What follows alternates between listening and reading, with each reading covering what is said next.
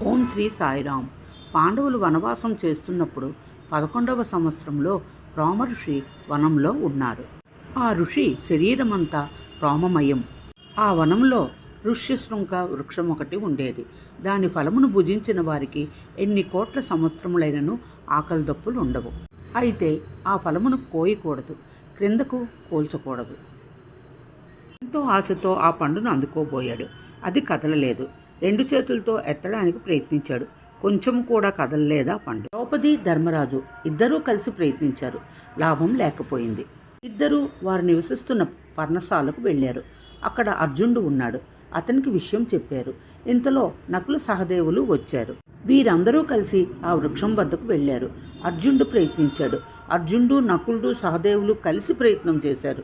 ఏమీ లాభం లేకపోయింది. ఇంతలో భీముడు వారిని వెతుక్కుంటూ వచ్చాడు.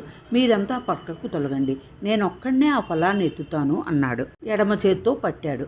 తర్వాత కుడి చేత్తో ప్రయత్నించాడు. ఆ తర్వాత 2 చేతులతో ప్రయత్నించాడు. ఇద్దరూ కలిసి ప్రయత్నించారు. ఈ విషయం వనమంతా ప్రాకింది. రోమ మహర్షి రోమాలు కదిలాయి. ఆయన విషయమును కొంత గ్రహించాడు. ఎవరో ఫలాన్ని దొంగలించటానికి ప్రయత్నిస్తున్నారు అని తెలుసుకున్నాడు.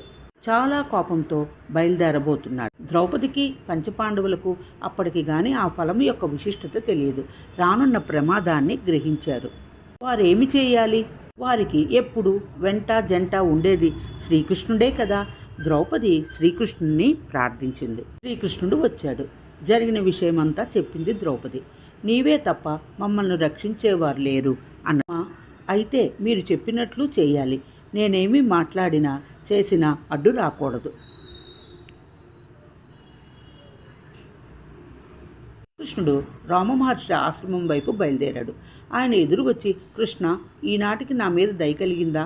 నా ఆశ్రమాన్ని పావనం చేశావా అంటూ సాష్టాంగ నమస్కారం చేశాడు. ఇద్దరూ కూర్చుని సంభాషణ సాగించారు.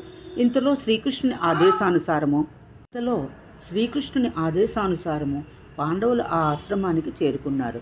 వెంటనే శ్రీకృష్ణుడు లేచి పాండవులకు సాష్టాంగ నమస్కారం చేశాడు. పాండవులకు ముందుగానే చెప్పి ఉన్నాడు కనుక వారు ఏమీ మాట్లాడలేదు.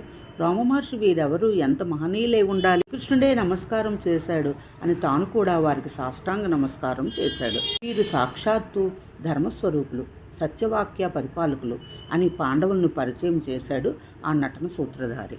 అప్పటికి ఋషి కోపం పూర్తిగా చల్లారిపోయింది. మెత్తగా చెప్పాడు కృష్ణుడు, చెట్టు నుండి పండును రాల్చినది వీరే. ఇప్పుడు రామ మహర్షి ఆ ఫలాన్ని వారు సంతోషంగా అనుభవించవచ్చునని చెప్పి తానే ఆ వృక్షం వద్దకు వెళ్ళి ఆ ఫలమును వారికి ఇచ్చాడు. ఫలితముగా పంచపాండవులు తమ సతితో ఆకలి దప్పులు లేకుండా అరణ్యవాసం చేయగలిగారు. భగవంతుడు ఆశ్రిత రక్షకుడు, పోషకుడు. జై సాయిరాం.